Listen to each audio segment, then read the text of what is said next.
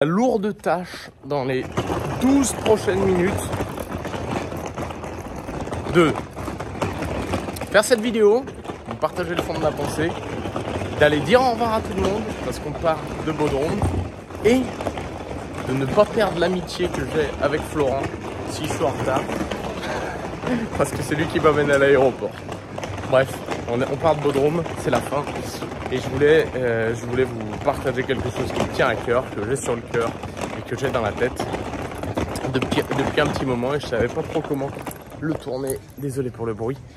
C'est que, vous savez, vous allez toujours avoir des gens qui vont vous dire ouais, franchement, tu vois, toi t'es un peu un blaireau ou c'est un peu bête d'écouter des trucs de motivation, c'est un peu bête d'écouter des histoires à succès, c'est pas fait pour toi, c'est pas pour toi, blablabla. On connaît tous les limitations, on connaît tous ce qu'on peut avoir dans la tête dans des moments comme ça. On connaît tous quelques personnes aussi qui sont pas les plus encourageantes.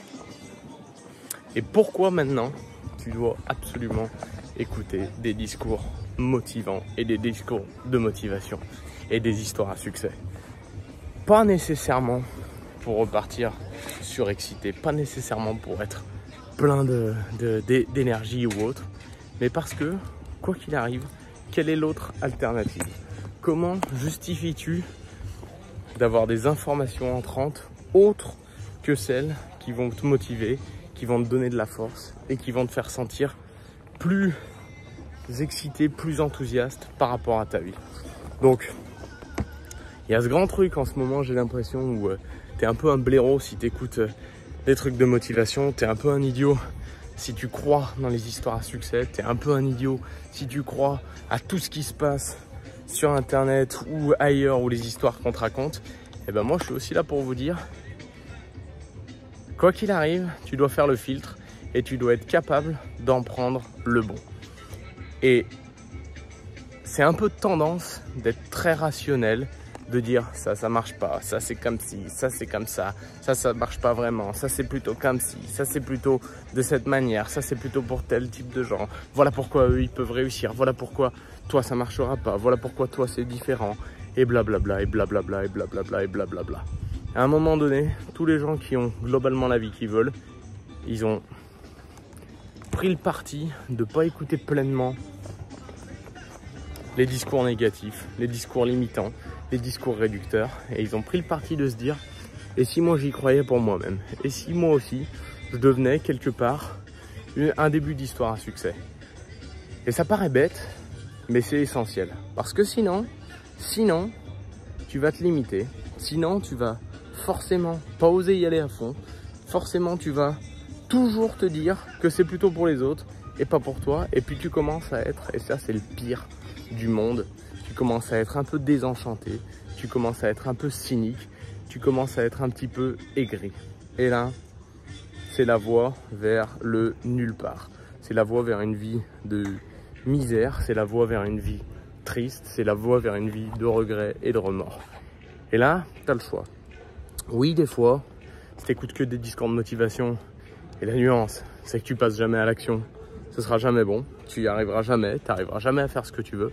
Mais par contre, si tu as besoin de ça, d'écouter des gens qui ont un peu plus de discipline que toi, d'écouter des gens qui ont une ou deux étapes d'avance sur toi, alors fonce. Nous, tous nos événements, tous nos appels, tous les moments qu'on a en équipe, ils sont que à propos de ça. S'entourer de gens qui ont du succès, s'entourer des gens qui ont un petit peu plus de réussite et s'en inspirer. Être suffisamment mature et grand et pour en faire le filtre tout seul, mais on a besoin de ça. Et devinez quoi? Bah moi, je suis peut-être old school, je suis peut-être un débile, je suis peut-être naze, mais moi, il n'y a rien qui m'inspire plus et qui me fait plus de bien que d'entendre une personne qui avait des conditions de départ, bonnes ou moins bonnes, mais semblables aux autres, et qui a décidé, et qui a fait, et qui s'en est sorti. Donc, on part de Bodrum. Ça a été génial, c'était extraordinaire, c'était fantastique. J'espère que si vous avez suivi un petit peu les aventures, vous vous dites aussi que j'aimerais bien que ça soit ma vie. Parce que ouais, ça peut l'être. ça peut l'être. On a démarré à Grenoble dans un 35 mètres carrés. C'était pas tous les jours joli, c'était pas tous les jours tout beau, tout rose, mais on y a cru. On s'est entouré de gens qui avaient ce qu'on voulait, qui avaient une vie semblable à ce qu'on imaginait, ce qu'on rêvait, ce qu'on osait un tout petit peu rêver. Et putain qu'on a bien fait. Et putain qu'on a bien fait de pas écouter les voleurs de rêves, les briseurs d'ambition et les gens trop rationnels. Parce que eux, c'est sûr, qu'ils te mettent mal. Terminé par ça. Ça ne t'aide en rien de trop rationaliser. Ça n'a aucune issue positive possible. Aucune. Parce que si tu rationalises trop, tu vas te bloquer, tu vas pas faire, tu vas attendre et tu vas laisser ces mauvais sentiments grandir en toi.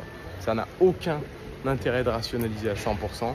Alors laisse-toi un peu rêver, laisse-toi un peu emmener par des beaux discours, laisse-toi un peu attirer et inspirer par des histoires de succès. Et peut-être qu'un jour, tu auras la motivation et la discipline suffisantes pour faire en sorte que ça devienne toi. Ça n'a pas d'intérêt de rationaliser trop. Donc, assure-toi de kiffer.